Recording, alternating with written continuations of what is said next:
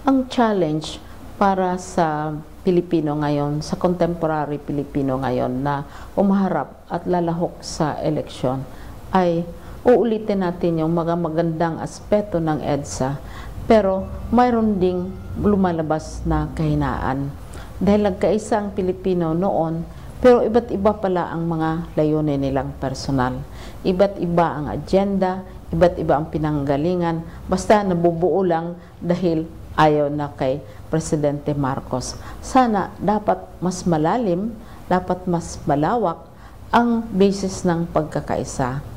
Tapos after EDSA, naghiwalay na, practically overnight, naghiwalay na ang mga leader ng EDSA Revolution. Kanya-kanya silang landas at kitang-kita ng buong mundo na sila-sila mismo ay nagkaaway at magkakalaban.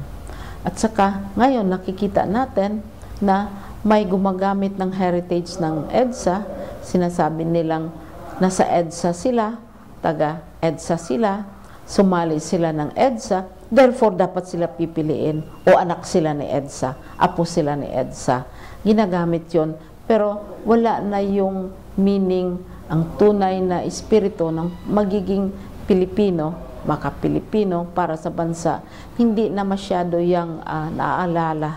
At saka dapat sana balikin natin yung espiritu ng pagkakaisa, espiritu ng pagmamahal, at hindi lamang para sa sarili natin at gamitin ang EDSA para sa sariling agenda.